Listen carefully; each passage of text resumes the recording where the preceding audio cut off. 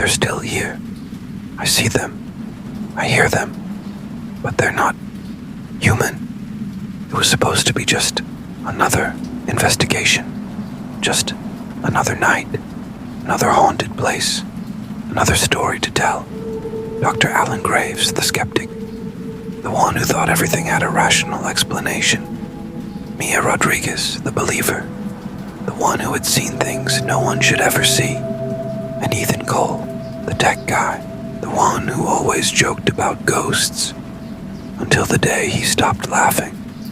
That night, they stepped through the rusted gates of Blackwood Orphanage.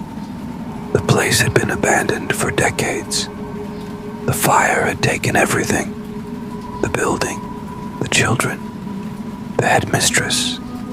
But no one ever found the bodies. Just ashes. Just silence.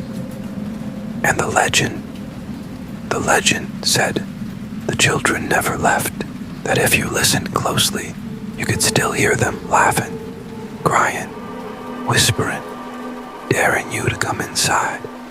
And they did. The air was thick, heavy, like something unseen was watching. The wooden door groaned as it swung open. The smell of old, rotting wood and dust filled their lungs. Ethan turned on his camera. The red light blinked.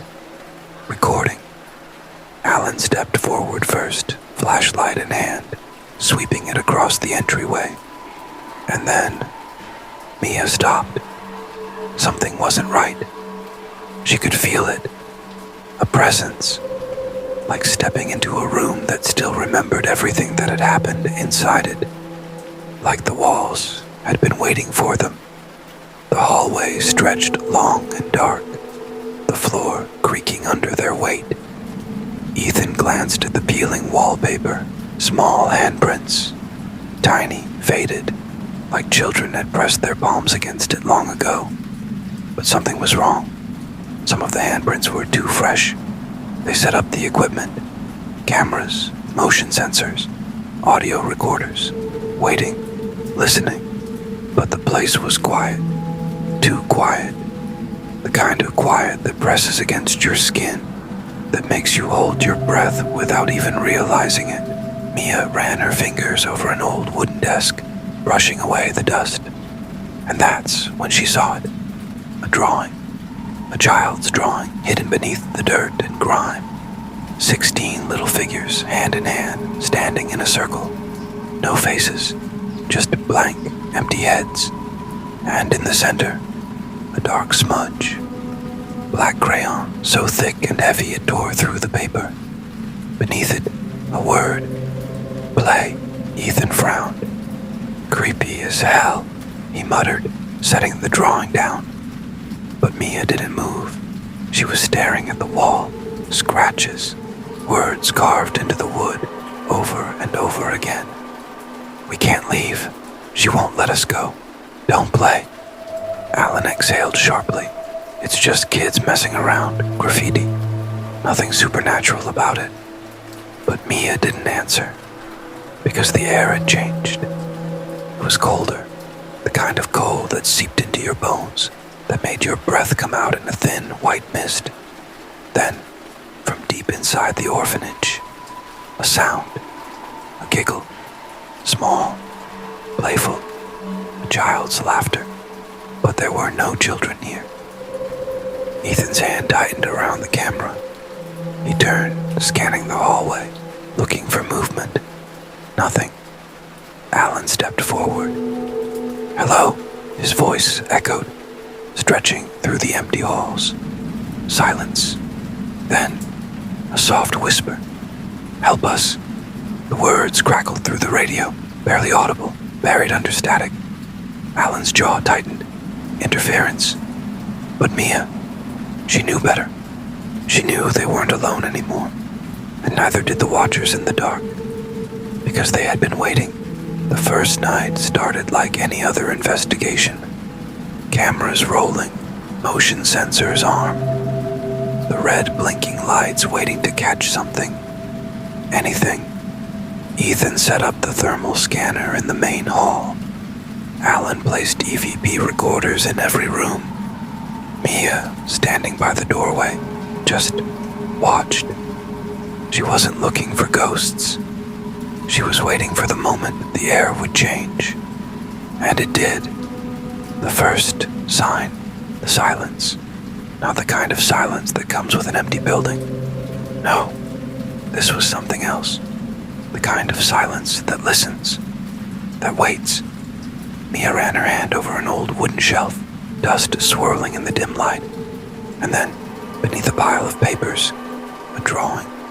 Small, faded, crumpled like a child had hidden it away. She smoothed it out, 16 little figures drawn in crayon, hand in hand, standing in a perfect circle. No faces, just blank, empty ovals. And in the center of them, something dark, something wrong. Not a person, not an object, just a shape, a shifting smudge of black, pressed so hard into the paper it ripped through. Mia swallowed. She didn't want to touch it anymore. Ethan pressed play on the EVP recorder. Static, a crackle, and then laughter. Soft, distant. A child's giggle. But beneath it, something else. A whisper. So close. Too close. Help us. She won't let us go. Alan stiffened. Could be radio interference, he said, but his voice wasn't steady. Ethan rewound, played it again. The whisper was still there. The same words, the same voice. Mia exhaled slowly. They're trying to talk to us. Ethan glanced at the camera feed, and then the screen glitched.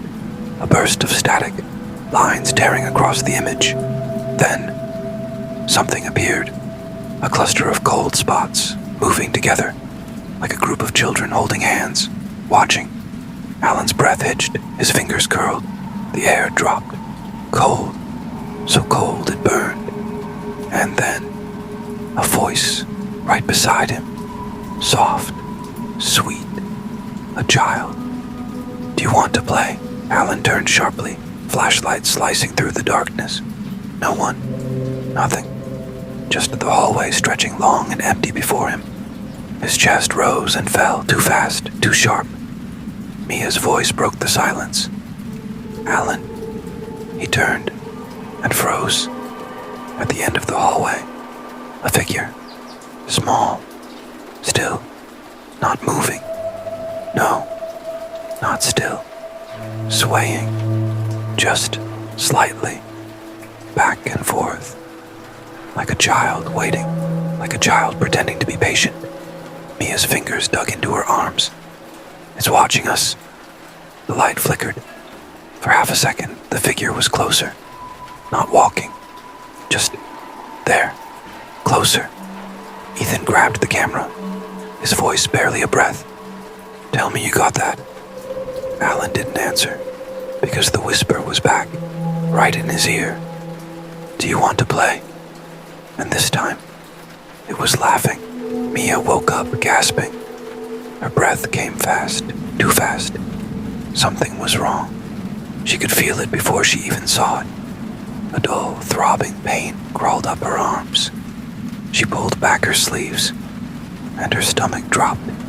Small handprints, faint, dark bruises, like tiny fingers had gripped her, holding her, pulling her. Even in her sleep, she hadn't been alone. Ethan's voice crackled through the radio. I caught something. His voice was low, shaky. Mia and Alan hurried to his screen. Ethan rewound the footage, paused. There, at the edge of the frame, a child, peeking around the corner. Small, still, watching them. Then, gone. Not walking away, not running. Just gone. Alan swallowed hard. Let's check the hallway. They moved fast, flashlights cutting through the dark. Ethan pointed to the spot, but when they got there, nothing. Just empty space. Just silence. The only sound was their own breathing, until it wasn't. A scratching noise. Low, slow, coming from behind a door. Not a normal door, an old one, wood warped with age, a thick rusted lock dangling from the handle. But the lock was already broken. Alan reached out and pushed. The door groaned open, and there it was, a staircase, curling downward, spiraling into the dark. Mia shook her head. This wasn't on the floor plans. Ethan adjusted his camera, because it wasn't meant to be. Alan took a deep breath and started down. One step, then another. The air grew thick, heavy, like the walls were pressing in, like something was waiting below. The stairs ended in a small room, bare stone walls, a single flickering light bulb, and beds, tiny beds, row after row, made for children. But the beds were not empty. 16 dolls, lifelike, perfect, sitting upright, their hands folded in their laps, their faces missing, just a smooth, pale skin where eyes, noses, and mouths should have been. Mia's stomach turned. These aren't just dolls. She could feel it, a terrible, gnawing feeling at the base of her spine. Alan stepped closer, and then one of the dolls turned its head, a sharp, jerky movement, looking right at him. A voice filled the room, not from the radio, not from the hall, from the air itself, soft, familiar. She took our faces. She took our names. Alan's hand shook. He knew now. This orphanage. This was never a home. It was something else. Something worse. And Madame Blackwood. She hadn't just cared for children. She had taken them. Their innocence, their faces, their souls. Mia whispered, barely breathing. She never let them go. Alan's throat felt dry. His voice barely made a sound. And neither will they. The air shifted. Something moved behind them. The dolls were no longer sitting. They were standing, waiting, watching. And then the light went out. The air was thick, heavy, like breathing through something rotten. Mia tried to swallow, but her throat burned. Then she coughed, hard. Something dry, something bitter filled her mouth. She wiped her lips. Her hand came away dark. Ash. She was coughing up ash, like she had breathed in the fire itself, like she was reliving it. Ethan took a step back, but something was wrong. He froze. His flashlight shook in his grip, because across the room, the dolls moved. Not all at once, not fast, slow, deliberate. They mimicked him. When he lifted his arm, so did they. When he turned his head, so did they. 16 little figures, faceless, perfectly still, except for the way they followed. A whisper slipped through the air, soft, sharp, all around them, from nowhere, from everywhere. And then the whispers turned to screams. Mia clamped her hands over her ears. The sound poured into her skull. Children, crying, begging, burning. Alan staggered back. His breath came in sharp bursts. No. Then, the screaming stopped, just like that, like it had never been there. Silence, the kind that makes your ears ring. Then, through the dark, something worse, a sound softer, a voice, singing. Sleep, little ones. Hush now. She's coming. Ethan shook his head. No, no, no, no. He grabbed his camera, turned to the doorway, and froze, because they were there. 16 figures, small, shadowed, standing at the edge of the room, watching. The light flickered. Alan's voice was a whisper. They were waiting for us. Then, the figures moved. Not alone, together. One step, then another. The same time, the same pace, coming closer, coming for them. Mia's breath hitched. She turned, and the dolls were gone. The beds were empty. The air was thick again, the kind of thick that means something is about to happen. Then, the flashlight died. Darkness swallowed the room. Alan felt it first, a shift, a change. The air behind him. Something close, something wrong. The darkness breathed. Then, a whisper. "They are mine." Alan turned, and she was there. Madam Blackwood, jarred, eyeless. Her skin split and cracked like burned wood. Her head tilted. Her voice scraped through the dark. "And now, so are you." The flashlight flickered back on, and she was inches away. The last thing they heard was her laughing. Run. That's all they could think. Run. Get out.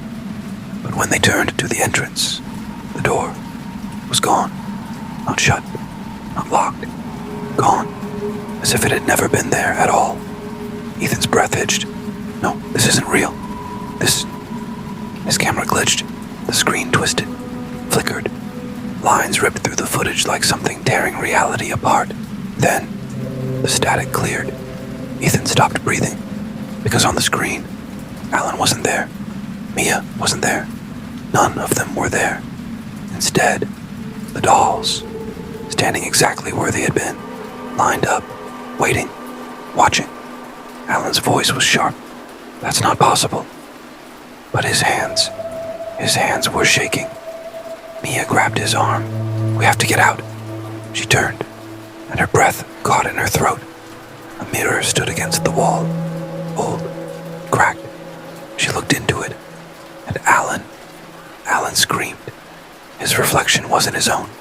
A child stared back at him, small, hollow, faceless, the skin smooth and blank where his eyes should be, where his mouth should be. He stumbled back. No. The reflection didn't move, didn't match him, didn't follow, just stood there, trapped, waiting for him to understand. Mia shook her head. "No, this isn't real. This isn't real." But deep down, she knew. She knew. The truth. The thing the orphanage had been whispering to them since the moment they arrived. The thing they didn't want to believe. They never left. The walls groaned. The air thickened. The floorboards creaked. The orphanage was closing in, taking them, keeping them, the way it always had, the way it always would. They never left, and neither would they. The last footage ever found. The camera lying on the floor, still recording. The screen flickered, then panned across the room. No Alan, no Mia, no Ethan, just the orphanage, silent, untouched, abandoned, empty. Then, a whisper, a child's whisper, soft, playful, laughing. They never left, and now, neither will you. Click, static, darkness.